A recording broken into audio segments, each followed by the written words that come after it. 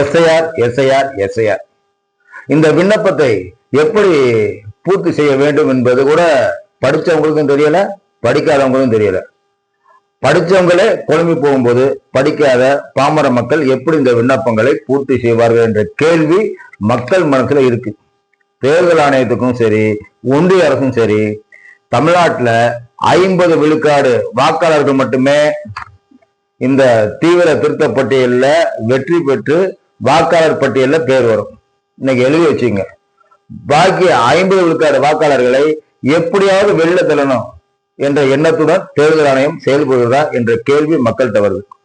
இன்னும் சொல்ல போனா அந்தந்த பாகத்துடைய பூத் லெவல் ஆபீசர், அதாவது பிஎல்ஓ, அவங்க இந்த படிவத்தை பத்தி கொஞ்சம் கூட அதுக்கான அடிப்படை அறிவு நாலேஜ் இருக்காங்கிற கேள்வி எனக்கு எழுது. கிட்டத்தட்ட ஒரு 15-20 நாள் அவங்க கூட நான் பயணிச்சிருக்கேன்.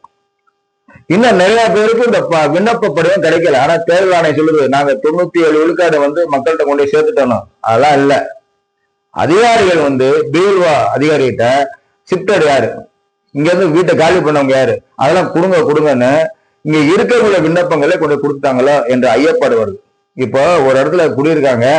இப்ப சென்னை போன்ற பெருநகர்ல அடுக்குமாடி குடியிருப்பு, அவங்க குடியிருப்பாங்க. திடீர்னு அந்த அடுக்குமாடி குடியிருப்பு டெமாலிஷ் செய்யப்பட்டு திருப்பி அங்க வீடு கட்டி அங்க குடி வருவாங்க. அது வரைக்கும் வெளியில இருப்பாங்க. அவங்களுக்கான விண்ணப்பம் அந்த படிவம் இங்க வந்தா அவங்களுக்கு போய் சேரல. அவங்க டெய்லி அலைகிறாங்க. விண்ணப்பங்க விண்ணப்பங்க விண்ணப்பங்க விண்ணப்பம் காணா ஒன்னையும் காணா. தேர்தல் ஆணையம் விண்ணப்பங்களை அச்சிட்டு பிஎல்ஓ அதிகாரிடம் கொடுத்ததா என்ற கேள்வி வருது. இல்ல கொடுத்த பிறகு பிஎல்ஓ அதிகாரிகள் திருப்பி ஷிஃப்ட்னு தேர்தல் ஆணையத்தை கொடுத்தாங்களா என்ற கேள்வியும் வருது. இதனால இந்த மிக விரைவில் இந்த வேலையை செய்ய வேண்டும். இதை பூர்த்தி செய்து மக்கள் வாங்கணும்னு தேர்தல் ஆணையம் குறிப்பா இருக்கு. இதுல பாதி பேர் கோவப்பட்டு இந்த படிவத்தை பூர்த்தி செய்யாமலே தூக்கி விட்டு போயிடுறான். அது ஒரு 10 விழுக்காடு போயிடும். விண்ணப்ப படிவம் கிடைக்காம ஒரு 10 விழுக்காடு போயிடும். தவறா பூர்த்தி செய்தல ஒரு 10 விழுக்காடு போயிடும். புரியுதா? அதுக்கப்புறம் நோட்டீஸ் போட்டு ஆவணங்களை போட்டு அதுல ஒரு 10 விழுக்காடு போயிடும். மொத்தம் ஒரு 40-45 விழுக்காடு வாக்காளர்களை நீக்க வேண்டும் என்று தேர்தல் ஆணையம் முனைப்புடன் செயல்படுகிறதா என்ற கேள்வி மக்கள் மனசுல வருது. இந்த விண்ணப்பத்தை ஃபர்ஸ்ட் நல்லா பூர்த்தி எப்படி செய்வது கூட தெரிஞ்சுக்கணும். ஒண்ணும் இல்ல, உங்களுடைய விண்ணப்பத்துடைய உங்களுடைய அத்தனை டீட்டெயில்ஸ், உங்களுடைய பர்டிகுலர் ஓட்டு வாக்காளர் என்ன, உங்க பேரு எல்லாமே இதுல வந்துடும். 2வது காலம் இங்க உங்க போட்டோ கண்டிப்பா ஓட்டுங்க. கண்டிப்பாக இந்த இடத்துல உங்க போட்டோ ஒட்டி கொடுங்க. ஒட்டாம கொடுக்கவே கொடுக்காது. இப்ப ஃபர்ஸ்ட் இந்த காலம் போறேன். இதுல என்னன்னா உங்க பிறந்த தேதி, ஆதார் எண், கைபேசி எண், தந்தை, பாதுகாவலர் பேர், இதுல உங்க டீட்டெயில்ஸ் ஃபுல்லா எழுதிருங்க. இதுல இது என்ன மக்கள் குழப்பம்னா, இது 3வது காலம். இந்த இடத்துல 1, 2, 3. இந்த 3வது காலத்துல முந்தைய தீவிர திருத்தத்தில் உங்க பேர் இருக்கா அப்படின்னு கேட்கிறான். இப்ப சென்னை போன்ற பெருநகரத்துல 2005 தீவிர வாக்காளர் திருத்தப்பட்டு நடைமுறைப்படுத்தின எஸ்ஆர் பண்ணா. அப்ப சென்னை போன்ற பெருநகரத்துக்கு 2005 பார்க்கணும். இப்ப சென்னை விட்டு மதுரை, புதுக்கோட்டை, தஞ்சாவூர், கோயம்புத்தூர், சேலம் இது போல மாவட்டங்கள்ல 2002 பார்க்கணும். அதுல போய் எப்படி பார்க்கறது உங்களுக்கு தெரியல. அது தேவையான கொடுத்துட்டா erol.tn covid-in அப்படிங்கிற வெப்சைட்ல போனீங்கன்னா அது அந்த வெப்சைட் ஓபன் ஆகும். அதுல போயிட்டு நீங்க 2002, 2005 காப்பி பேஸ்ட் பண்ணீங்கன்னா உங்க தொகுதி எந்த தொகுதி, எந்த வாக்குச்சாவடியில நீங்க வாக்குகளை செலுத்தினீங்க அந்த ஞாபகம் இருந்துச்சுன்னா அதனை கூட்டினா அதுல உங்க வாக்காளர் அந்த 2005, 2002 உள்ள பட்டியல் அப்படியே ஓபன் ஆகும். அதுல பாத்தீங்கன்னா உங்க பேர் இருக்கும். அந்த பேர்ல வாக்குச்சாவடி எண், பாக எண், வரிசை எண் குறிச்சு அதை எழுதணும். இந்த இடத்துல எழுதணும். புரியுங்களா? இதுல அது தெளிவா எழுதணும். இப்ப இன்னொரு குழப்பம் இருக்கு. கணவன் மனைவிக்கு 2005 அந்த பட்டியல் வைக்கலாமா அப்படின்னு கேட்கிறாங்க. வைக்க கூடாது. கணவன்னா ஆணுன்னா அவங்க அப்பா அம்மா அவங்கதான் ரத்த பந்தம். இப்ப மனைவினா அவங்க அப்பா அம்மா அவங்கதான் ரத்த பந்தம். கணவன் ரத்த பந்தம் கிடையாது. அவங்க சொல்றாங்க அந்த பட்டியல் படி அவங்க ரத்த சொந்தம் கிடையாது. அதாவது அவங்க அப்பா அம்மா பார்க்கணும். சரி, நம்ம 2005, 2002 பட்டியல்ல இல்ல. அப்ப என்னடா பண்றது அப்படின்னா, நம்ம அப்பா அம்மா அவங்க 2005, 2002 பட்டியல்ல இருந்தா அவங்க விவரங்களை எழுதணும்.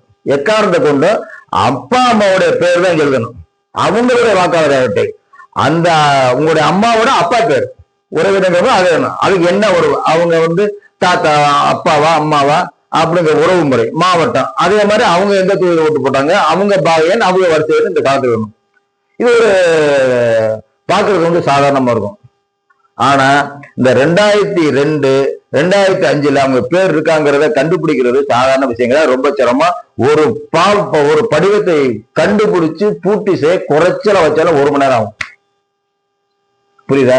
இதுல பாதி பேர் கோவப்பட்டு இந்த விண்ணப்பத்தை கொடுக்காம போயிடுவான், அவங்க வாக்குகள் நிராகரிக்கப்படும். ஆனா தமிழ்நாட்டு மக்களுக்கு ஒன்னே ஒண்ணு சொல்றேன், நீங்க வாக்குகளை இழந்துன்னா அது வந்து பிணத்திற்கு சமம். உங்க வாக்குகளை இழந்த வாக்குகளை ஈடு செய்ய என்ன பண்ணுவான், பின்னால போட்டுவான் பாருங்க. இந்த 13 ஆவணங்களை கொடுக்க சொல்லி பின்னால போட்டுதான் பாருங்க. சாதாரண இல்ல, நம்ம அந்த ஆவணத்தை நீங்க படிச்சு பாருங்க. ஆனா இந்த 13வது ஆவணத்தை நீங்க நல்லா தெரிஞ்சுக்கணும். 1/7/2025 தகுதிப்படுத்தும் நாளாக கொண்ட பீகாரில் சிறப்பு தீவிர திருத்தத்தின் வாக்காளர்கள் பட்டியல் பிரதிநிதிய இதுல காட்டலாம். இந்த பீகார்ல ஓட்டு போட்டிருப்பான், அவன் ஓட்டு போட்டு இங்க பஞ்சாப்ல வந்திருப்பான். அவன் என்ன பண்ணலான்னா, நான் பீகார் எஸ்ஐஆர்ல இருக்கேன், அதுக்கான வாக்காளர் அடையாட்டை இது, எனக்கு தமிழ்நாட்டுல வாக்கு செலுத்த எனக்கு வாக்காளர் அடையாட்டை கொடுங்க அப்படின்னு அவன் கேட்டான்னா, நம்முடைய தேர்தல் ஆணையம் பீகார்காரனுக்கு வாக்காளர் அடையாள அட்டை கொடுத்து தமிழ்நாட்டுல அரசை யார் முதலமைச்சர் என்பதை தீர்மானிக்க பீகார்காரன் வருவான். வடநாட்டவர்கள் சுமார் 1 கோடி பேர் இருக்கான். அந்த 1 கோடி பேர்ல ஒரு 50 லட்சம் பேருக்காவது வாக்காளர் அடையாள அட்டை கொடுத்து அதை தமிழ்நாட்டின் தலையெழுத்தை நிர்ணயிக்கக்கூடிய சக்தியாக மாறுவான். நீங்க இதெல்லாம் கொடுக்காட்டினா தயவு செய்து சிரமம் பார்க்காம, இன்னும் 1 வார காலம் தான் இருக்கு, தமிழ்நாட்டு மக்கள் தமிழ் உணர்வுடன் நம்மை ஆள, நமக்கான திட்டங்களை கொண்டு வர, நமக்கான தலைவருக்கு தேர்ந்தெடுக்கும் உரிமையை தமிழ் சமுதாயம், தமிழ் மண் வைத்துக் கொள்ள வேண்டும். அதை பீகார்காரனோ ஊபிக்காரனோ பஞ்சாப்காரனோ தீர்மானிக்க கூடாது என்ற விழிப்புணர்வு வேணும். நமக்கான தலைவனை கண்டிப்பா தமிழ்நாட்டு மக்கள் தான் வாக்களித்து செலுத்த தலைவனை தேர்ந்தெடுக்க வேண்டுமே தவிர வடநாட்டவன் தேர்ந்தெடுக்கும் உரிமையை ஒவ்வொரு தமிழனும் விட்டு கொடுக்க கூடாது. தயவு செய்து எல்லாரும் விண்ணப்பங்களை பூர்த்தி செய்து கொடுங்க. அப்பதான் நம் மண் மொழி மானம் காக்க முடியும். பாஜக அதிமுக சைலண்டா இருக்கான், எஸ்ஐஆருக்கு வந்து ஆதரவு கொடுக்கறான். ஏன் 1 கோடி பீகார்காரன் நமக்கு ஓட்டு போடுவான், நம்மளை ஜெயிக்க வச்சிருவான் மோடி என்ற நோக்கத்துக்காக பேசாம இருக்கான். நம்முடைய உரிமையை தீர்மானிக்க கூடியது பீகார்காரன் ஊபிக்காரனா என்ற கேள்வி மனதில் ஒவ்வொரு தமிழனுக்கும் வர வேண்டும். அதனால சிரமம் பார்க்காம இந்த வாக்காளர் அதை எஸ்ஐஆர் படிவத்தை சரியா நீங்க வந்து பூர்த்தி செய்து கொடுங்க. அப்படி உங்களுக்காக கண்டுபிடிக்க முடியலன்னா நெட் சென்டர் போங்க, ஒரு 50 ரூபாய் செலவு கொடுங்க, தப்பு இல்லை.